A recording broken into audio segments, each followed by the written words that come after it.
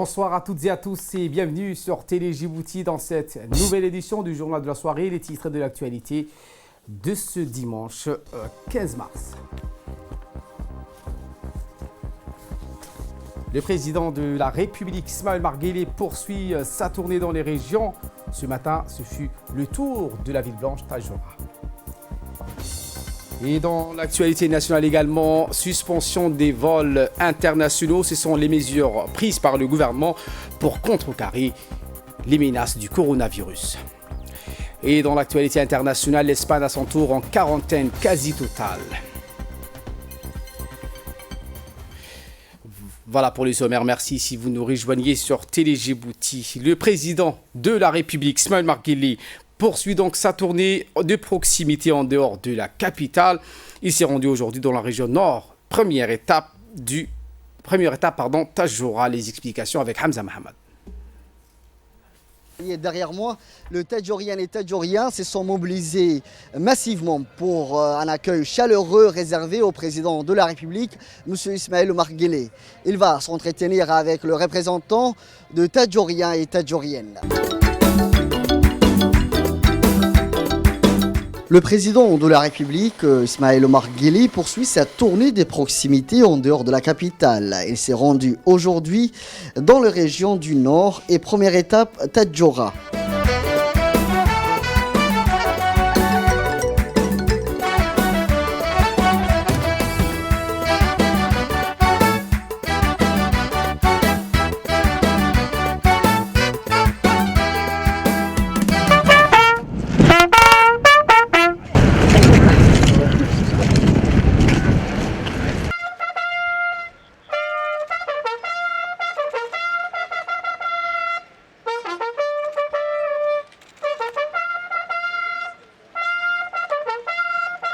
Le président de la République, M. Ismaël Omar Guelleh, a été accueilli également par la population de la région, sortie massivement pour exprimer leur attachement au chef de l'État.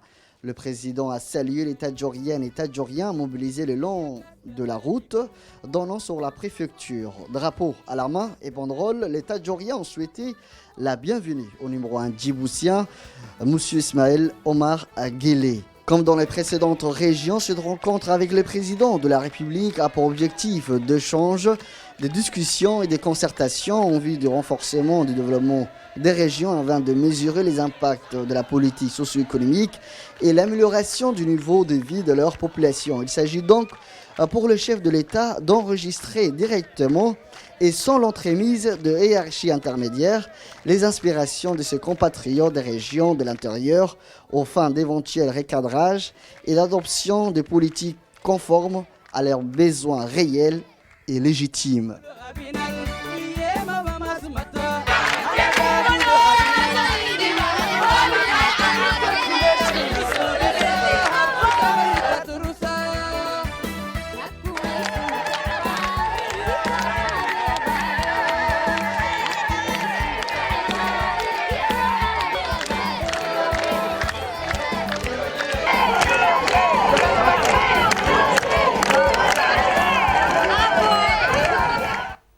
Et peu après l'arrivée du chef de l'État avec ce bain de foule, le président de la République est d'abord passé devant divers stands dressés à l'entrée de la préfecture par des différentes associations agricoles et artisanales de la région.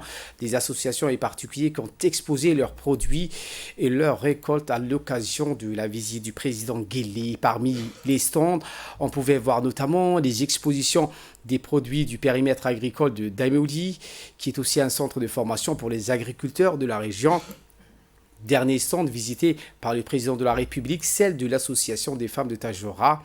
Elle a montré son savoir-faire dans le domaine de l'artisanat traditionnel. L'association constituée des femmes a contribué à créer des conditions permettant un engouement pour le travail d'artisanat et un renouvellement des pratiques artisanales traditionnelles. Ces objets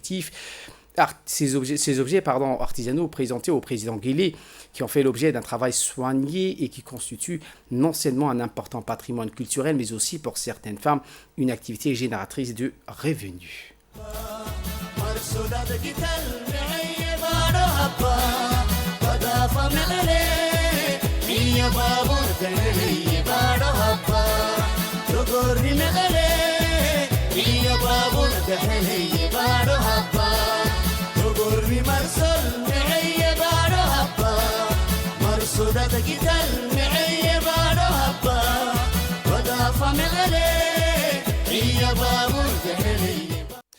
Eh bien, Tajora abrite à son tour le débat citoyen du président Guelleh avec ses compatriotes des régions de l'intérieur.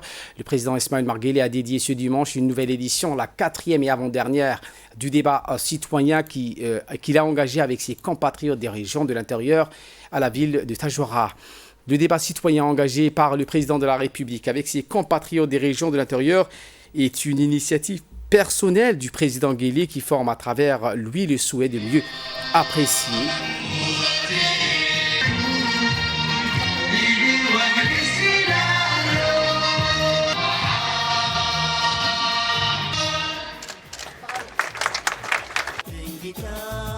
Le chef de l'État se veut donc mieux évaluer la portée de son action politique dans les différents districts du pays, accueilli avec un stand de Chine. Dans l'attente, le président Ismaël Omar Guelleh a remercié l'assistance pour son accueil chaleureux. Le président Guelleh a également précisé qu'il a décidé de visiter les différentes régions pour des rencontres de proximité avec les populations des régions. Aujourd'hui, nous sommes à Tajora, la deuxième capitale, pour échanger, discuter et partager avec la population sur la situation qui prévaut dans la région du Tajora. La rencontre des proximités s'est déroulée sur 2 sites aujourd'hui à Tajora ainsi que dans un autre site à Madgoul dans la sous-préfecture de Dora. Eh bien, nous sommes avec tous les représentants de jeunes, des sages, des intellectuels, des chefs religieux, des chefs coutumiers, dont le vizir Ahmed Chehim, de toute la société civile régionale pour voir la situation en cours dans la région et renforcer, corriger et recadrer nos actions toujours dans le cadre du développement national et ainsi créer des opportunités de développement, d'améliorer les conditions de vie de notre population dans les régions, ainsi martelé le chef de l'État dans son mot d'introduction. uu leeyahay hala nala qabto intaba ayaan halkan u fadhiyaa waxaan rajaynayaa in si furan oo daacada inaan u wada hadalno. Les échanges entre les présidents et les représentants de la population de la Ville-Blanche ont été intenses et riches et ont porté sur les développements du tourisme, la promotion de la femme, l'entrepreneuriat, le développement durable dans les zones rurales, le désenclavement du secteur de la santé.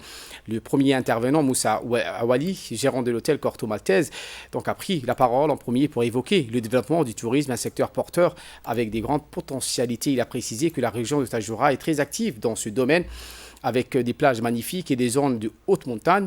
Nous sollicitons, a-t-il indiqué, que pour développer ce secteur du tourisme, nous voulons que vous engagez des actions de désenclavement pour améliorer l'accès dans les zones propices pour le tourisme.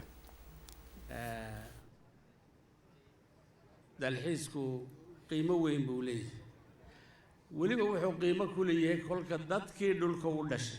Le président a annoncé que le gouvernement est sur la bonne voie, le chemin de développement. Par ailleurs, plusieurs activités touristiques peuvent être développées dans la région du Tajora. Nous sollicitons que ces Tajoriens et Tajoriennes qui travaillent dans le domaine du tourisme renforcent leur capacité en termes de formation sur le secteur touristique. Fin de citation.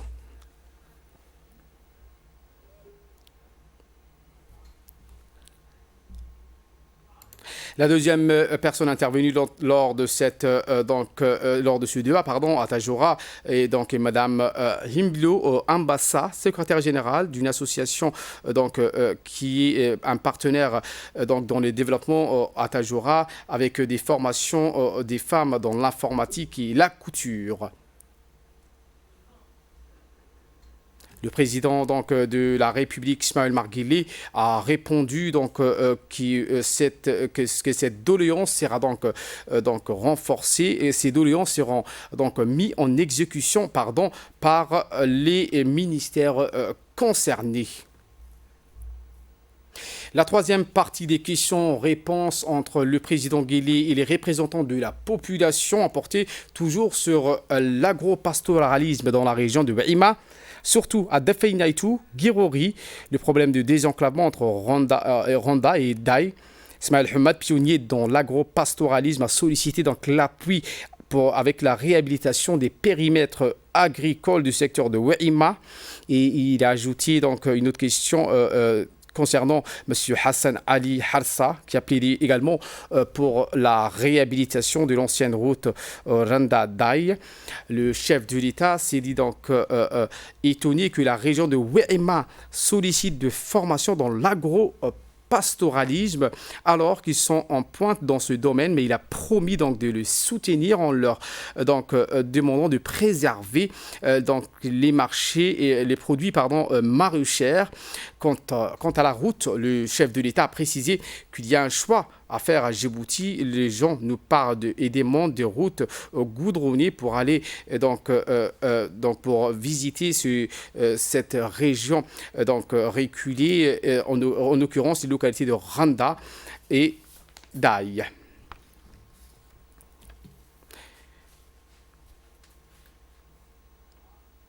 Les échanges entre le président et les représentants de communauté étaient également intenses et variés, mais également riches, et portant également sur l'entrepreneuriat.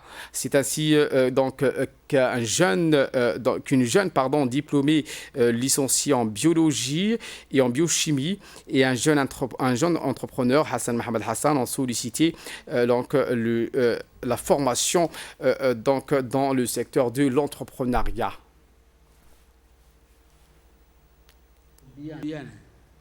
miyiga dadkii fadhihi jiray iskuulkana galay imse kilomitir baad u lugan jirteen bal ka dhahay subax walba intii baadirigu qaatay mooyaane intii kale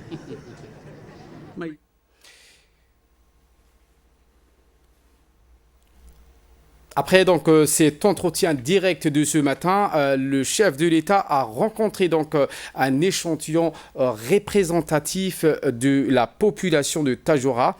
Le président Guélé qui a été reçu par les EUCAL de la région. Le chef de l'État a été reçu par les EUCAL. Il a également échangé avec les chefs coutumiers directement, sans intermédiaire, sur la situation dans la région, les progrès enregistrés dans les différents domaines socio-économiques ainsi que les difficultés que connaît la ville blanche. Les questions de EUCAL tournaient notamment autour du chômage, l'agriculture, la santé, les routes. Par ailleurs, la situation sur le domaine éducatif a été également largement soulevée durant la réunion, en particulier dans les zones reculées. Après avoir écouté les sages locaux, le chef de l'État a répondu une par une les questions.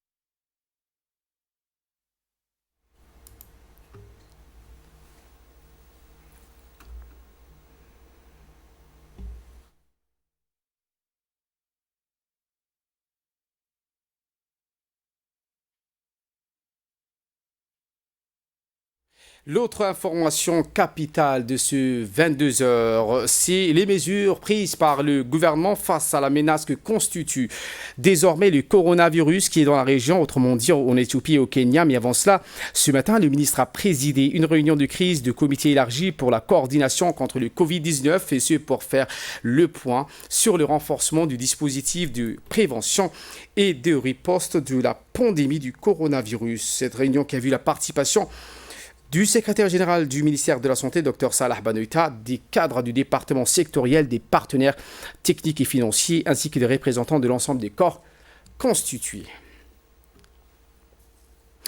Eh bien, de quelles mesures s'agit-il suite à la déclaration des cas confirmés dans les pays limitrophes? Le ministre de la Santé, Mohamed Warsama Diriye, a requis une vigilance accrue, l'augmentation des effectifs au point de contrôle et la diffusion large et générale des mesures préventives contre la propagation du coronavirus.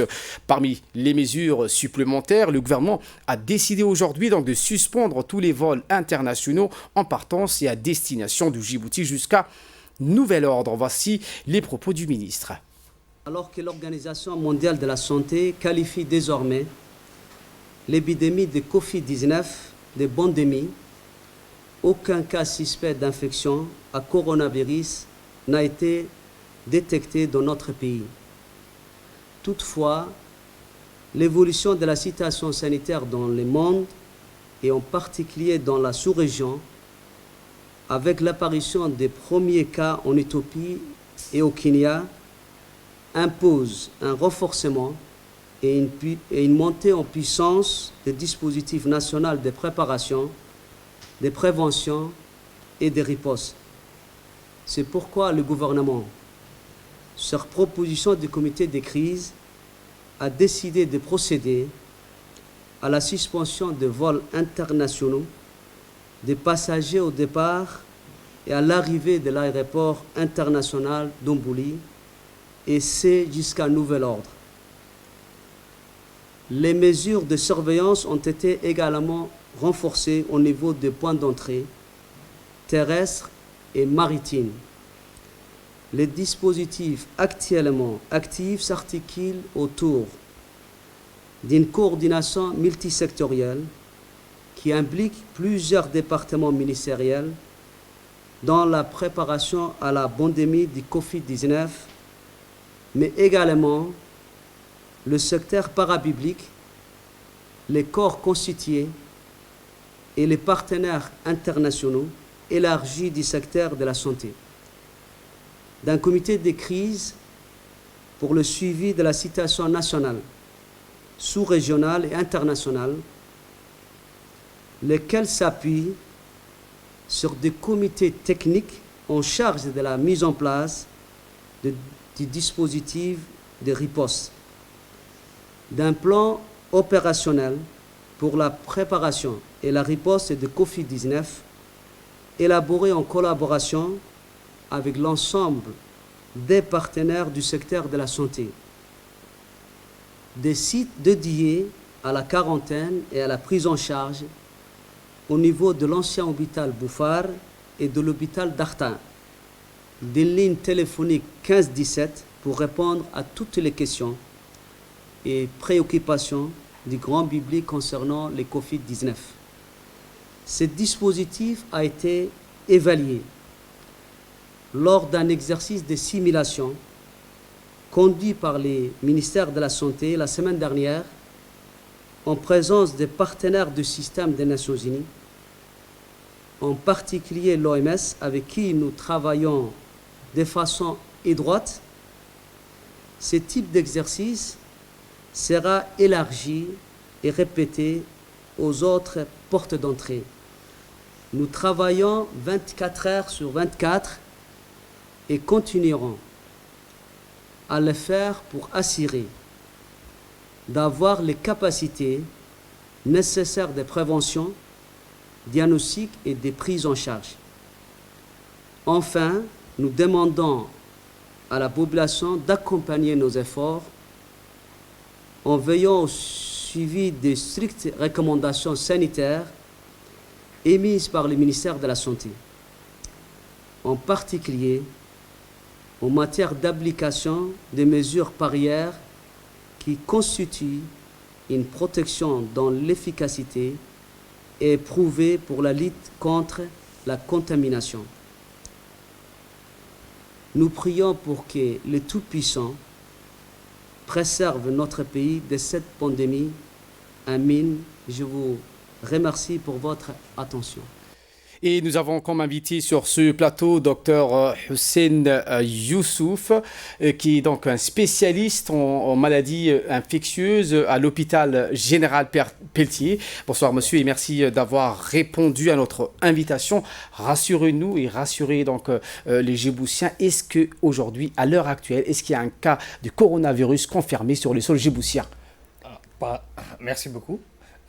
Il est vraiment capital de prendre note et à ces jours, à cet instant, il n'y a aucun cas, ni suspect, ni confirmé d'un cas de coronavirus ou Covid-19. Parlez-nous donc de ce virus. Qu'est-ce que donc le coronavirus? C'est un type de coronavirus. Donc c'est une infection virale qui a été découverte récemment en décembre en Chine et qui s'est installé dans ce pays. Puis au fur et à mesure, donc c'est une maladie émergente. Donc si on se réfère à ce type viral, de type coronavirus, il est composé de plusieurs formes et dans ces éléments, donc auparavant il y a eu le SARS-CoV, le MERS-CoV qui est apparu en 2012, Puis, le plus récent qui a été découvert, c'est le Covid-19, qui a été appelé Covid-19, qui a démarré, donc cette affection a eu lieu en Chine, puis à peu près s'est propagé de par le monde, où à partir du 11 mars, au niveau international, l'OMS a déclaré qu'il s'agissait d'une pandémie. On parle de pandémie lorsqu'une maladie sévit sur le temps et gagne de l'espace. Effectivement, donc, ce virus a gagné de l'espace et donc il est aujourd'hui à notre porte, les pays limitrophes, notamment le Kenya et l'Éthiopie. Les mesures donc prises par le ministère de la Santé, peut-on dire que ce sont des mesures qui peuvent protéger les Djiboutiens et qui peuvent stopper donc la propagation de ce virus sur le sol djiboutien? Ok, lorsqu'on parle en termes d'épidémie, il y a plusieurs stades. Et avant d'arriver au stade 1, il y a le stade 0. Le stade 0 consiste à se prévenir et à empêcher l'introduction de ce genre de virus à Djibouti. C'est ça ce qu'on appelle, et c'est pour ça que des mesures drastiques ont été prises. Et ces mesures drastiques consistent quoi? À la fermeture jusqu'à nouvel ordre au niveau de portes d'entrée. Mais ces mesures, avant qu'il n'y ait lieu, ont été précédées par d'autres éléments. Quels sont ces éléments? Ces éléments ont été la préparation d'un plan de riposte national, un plan de préparation de riposte aux épidémies, au Covid-19. Depuis pratiquement, le ministère de la Santé travaille de façon acharnée avec toutes les autres structures, avec tous les autres partenaires pour la mise en place.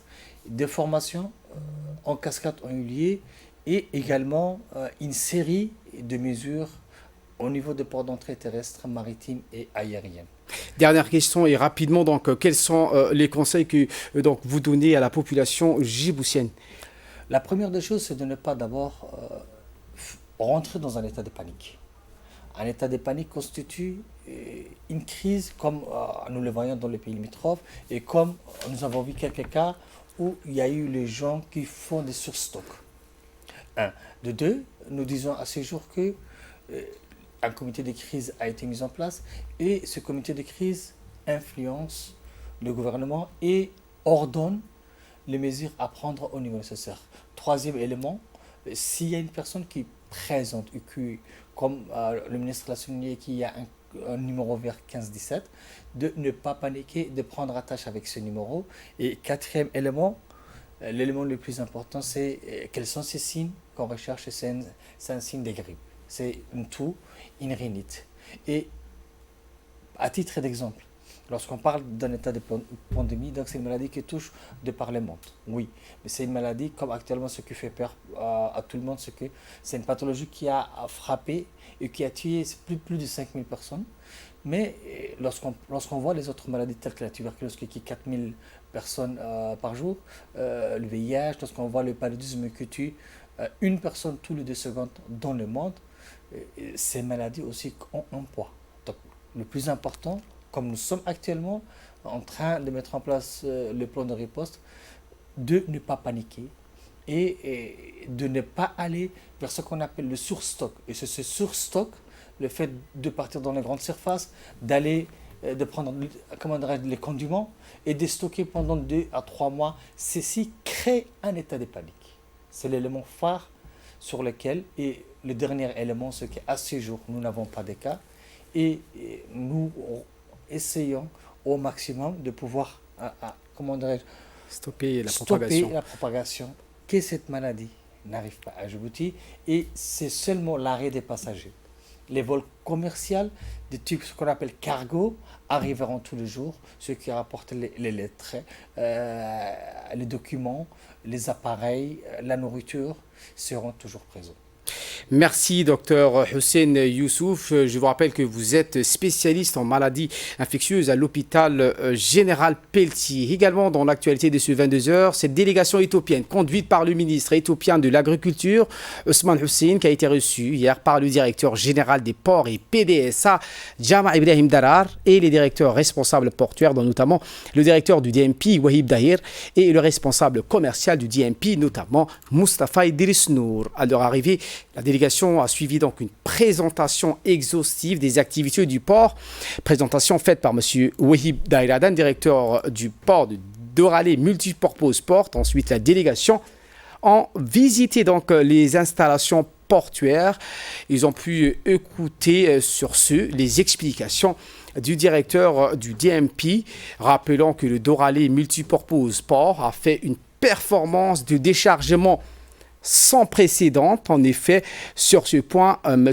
Jama Ibrahim Darar a tenu donc à féliciter les responsables et les employés du port de DMP pour cette performance de déchargement en un laps de temps bien inférieur à celle des précédentes années. Et en nouvelle du monde, l'Espagne à son tour en quarantaine quasi totale après l'Italie. L'Espagne a annoncé ce samedi soir une mise à l'isolement quasi totale de ses habitants qui ne pourront sortir de chez eux que pour aller travailler ou acheter à manger. Explication. L'Italie, l'Espagne a annoncé samedi soir une mise à l'isolement quasi totale de ses habitants qui ne pourront sortir de chez eux que pour aller travailler ou acheter à manger, notamment, afin de freiner la propagation du coronavirus. L'annonce de cette mesure d'urgence qui rentre dans le cadre de l'état d'alerte décrété samedi pour 2 semaines intervient alors que 1500 nouveaux cas ont été enregistrés depuis vendredi soir. Au total, plus de 5700 cas ont été détectés et moins de 183 personnes sont mortes dans le pays qui est le deuxième le plus affecté en Europe derrière l'Italie qui a déjà pris de telles mesures. L'interdiction de circuler dans les rues est à suivre obligatoirement à partir d'aujourd'hui, a déclaré le Premier ministre espagnol Changé. Le Premier ministre et son épouse vont bien assurer le gouvernement. Au Canada, l'épouse du Premier ministre Justin Trudeau a également été contaminée par le virus. Les forces de l'ordre seront chargées de veiller à l'application de cette interdiction, a indiqué M. Change. Change a par ailleurs indiqué que l'ensemble des commerces non essentiels seraient fermés dans l'ensemble du pays. Une mesure déjà prise dans plusieurs régions comme celle de Madrid, la plus touchée d'Espagne avec près de 3000 cas, ou l'Indonésie. Dans un pays hautement décentralisé, l'état d'alerte permet en outre à l'État de reprendre en main la gestion de l'ensemble du territoire en matière sanitaire et de maintien de l'ordre notamment. Voilà pour l'essentiel de ce 22h. Merci à vous de nous avoir suivis et très bon suivi des programmes sur Télé Djibouti.